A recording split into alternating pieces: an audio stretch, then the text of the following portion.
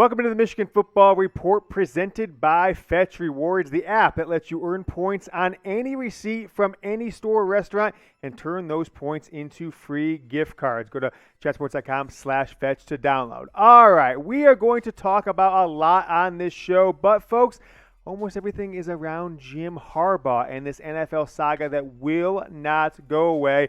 Before we get into all the stories around that today on Wednesday, wanted to ask you, if you have yet to do so, to follow me on Twitter. Coming up on a milestone. I don't understand. I get like 100,000 people view my profile a month. I actually click on my profile. I get like 3 or 4 million impressions, but I only gain like 50, 100, 200 followers per month. So I'm going to ask you, this channel, this audience that watches the Michigan Football Report, hit me up on another platform. It's where I'm most active because it just takes a little bit of this. So go follow. It is at James Yoder on Twitter. I tweet only about Michigan football, and I make fun of Ohio State. So it's the best combo you can ask for. 30 more of you guys gets me to the next milestone of 8,000 Twitter followers at James Yoder on Twitter. All right, so Jim Harbaugh is in the news pretty much every day right now with some new rumor, some new NFL guru or scribe or pundit saying, oh, he's going to this team, he's talking to this team. Jumbo Elliott from Monday. But he's not actually talking to NFL teams above board, or he's not taking interviews. Currently in the South, was in Alabama and Jacksonville yesterday. From what I've seen, he's going to kind of make his way up the East Coast now, Wednesday, Thursday, and Friday, and will end up Friday in the D.C. area and Massachusetts and up and down Brown Country in the Northeast. So he's certainly not meeting with NFL teams in the lowdown, taking Zoom calls, anything like that. But maybe a Harbaugh confidant, someone who speaks on the phone. A guy called him a friend today. Did he spill some of the beans on what I think many Michigan fans want to deny is really happening, is that Jim Harbaugh really, even though the insiders are saying, oh, he's got a contract, he's just waiting to sign whatever it is, but is he really just waiting to sign something with Michigan? Because here's what was said this morning, or maybe it was last night, but it made news this morning. A well-known Chicago area radio host and writer and just media personality in general basically did a Facebook Live, and they was asking about different candidates for the Chicago Bears.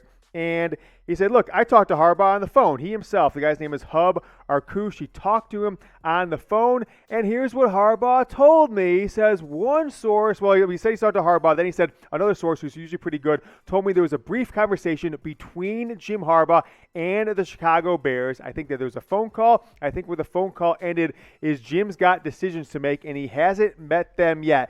As you saw on that previous screen, the same 670 The Score radio host, and he's also part of Pro Football Network. He said he himself talked to Harbaugh on the phone, and although he didn't want to break his trust as a friend, he said, I will tell you that he has decisions to make and has not decided where his future will shake out. So the Bears potentially could be a possibility. Now, they have known each other. I did a little research. They have known each other for 35 years, going all the way back to when Jim Harbaugh entered the NFL in 1987. And this guy was obviously a younger reporter, younger radio personality even back then, and they've stayed in touch as friends over the past 28 years, though, since Harbaugh has left the city of Chicago and spoke recently on the phone. So, folks, clearly there's something going on, right? If you are sitting there right now watching this, if you're at work, if you're at home, if you're hanging out with your buddies, if you're going to talk about this show or the Harbaugh situation with people afterwards, I think you're doing yourself a disservice if you're just you have blinders on, if you've got you're an ostrich with your head down the sand saying, oh, Harbaugh's staying at Michigan. There is no doubt in my mind right now that he is at least waiting to consider what his options are. And we're going to go to, some more on this and about what I think potentially is holding Jim Harbaugh back from signing a deal or potentially moving on to an NFL team. So I don't know from you guys. Let me know down in the comments, will Jim Harbaugh return to the NFL for this 2022 season, taking a shot at the Super Bowl? If you think he's headed to the NFL, go down and type Y for yes. Think no, he's going to return to Michigan. Type N for no. I'm actually an M. I'm a maybe right now. I actually couldn't tell you with any sort of certainty right now, so I want to hear what you guys are thinking. Maybe you can influence me just a little bit, so type Y or N below. All right, folks, it is new sponsor alert. That is the alert for new sponsor. And it's actually a phenomenal app. It's one I've been using a ton. My wife's been using it. All of our coworkers here at Chat Sports have been using it. And it is the Fetch Rewards app. It is dead simple. All you got to do with the Fetch Rewards app is go to chatsports.com/fetch. It'll drop you onto the App Store for your platform to download it. Use promo code promo code Michigan when you sign up. 3,000 reward points. And then it becomes really simple. Every time you shop, either in person or online, you just launch the app, you scan your receipts as you see how we're doing here, and then you redeem those receipts for points. We get 3,000 points to start.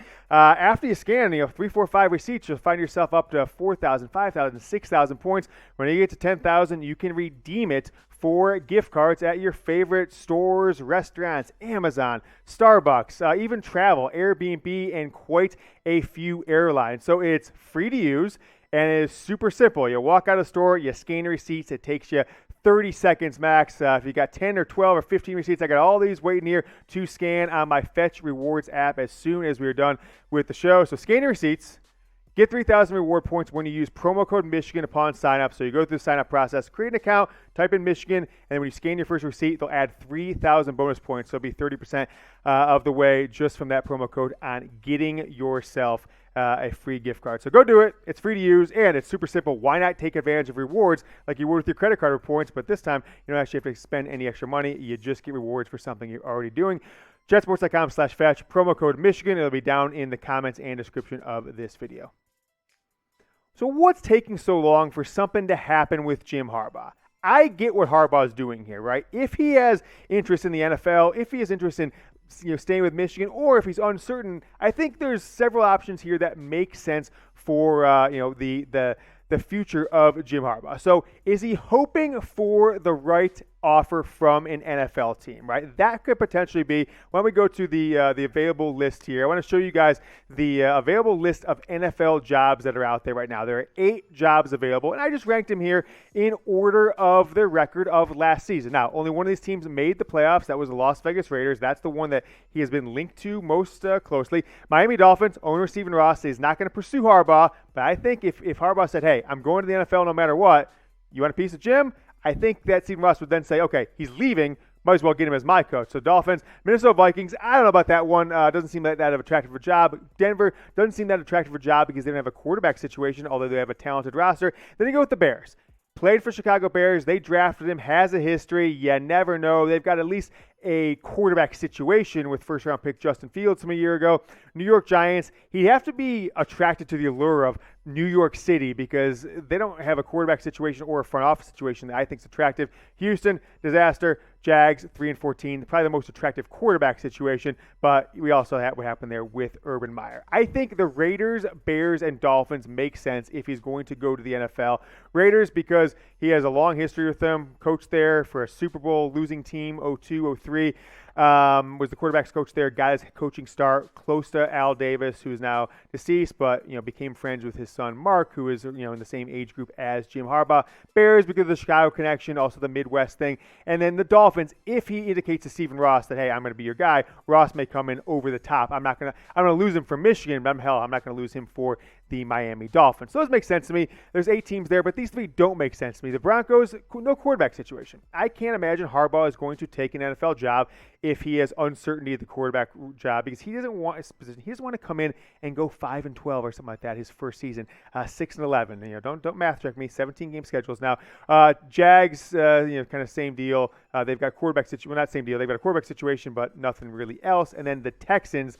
Just a complete disaster from top to bottom organizationally, and their quarterback situation, Deshaun Watson. Who the hell knows what is going to happen there? So those are the teams. Those are what I think about those. The other ones I didn't list. I just don't think they'll Vikings and who's the other one? Giants I don't think they'll factor in here at all. If you guys have yet to subscribe, please do. Now is the time. We are in rumor season coming up on recruiting signing day number 2 in about 3.5 weeks or so, 3 weeks, and then we have got spring football coming up in March. So if you want the inside scoop on the Michigan football program, the Michigan Football Report is your place. We put videos out by 4 or 5 days a week here now in the off season. So we're counting down now, getting close to 20,000 subscribers. Need your help. Send it to a friend if you've already subscribed, or subscribe now if you haven't.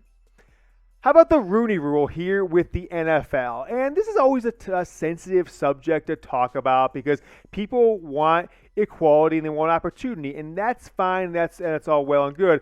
But sometimes it is a tad degrading or demeaning to coaches who may just get an interview because of the color of skin, not because of the qualifications. So, case in point, the Chicago Bears, I pulled them up because the Bears rumors at the top of the show.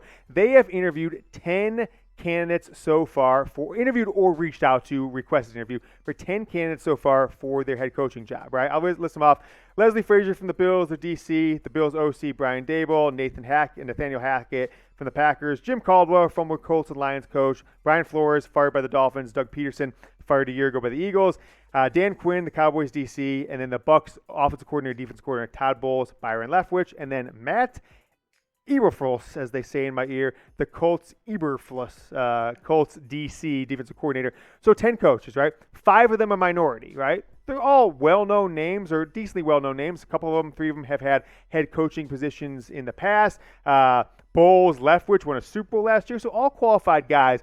But I do think sometimes what these teams get into is that they just go and go interview the first minority candidate so they can check off a box. Not saying it's a good thing, but they're required to do it, so they just go and do it. And if Jim Harbaugh is waiting for that NFL job that he's maybe looking for, he wants it to be a quick process. Jim Harbaugh talking to the Raiders, boom, they're hired. Jim Harbaugh talking to the Bears, boom. They don't want rumors to come out that, hey, Harbaugh has already talked to these teams, Harbaugh is interviewing with them, and then 2 or 3 weeks go on, he's got to address it to recruits, address it to players. So I think he's trying to keep it quiet. That may be a reason why Jim Harbaugh has really not said anything or nothing's really happened with this process. Last but not least, number 3 on this list, the reasons for delay is if Jim Harbaugh strong-arming the University of Michigan. Is he kind of saying, hey, I'm going to keep this thing out there until all the jobs are filled, maybe sprinkle some rumors out there left and right about what I'm doing, talk to my buddy in Chicago, make sure he sprinkles a little bit of information so the story stays there. So when it comes time to sign his Michigan contract that's been rumored, this contract extension,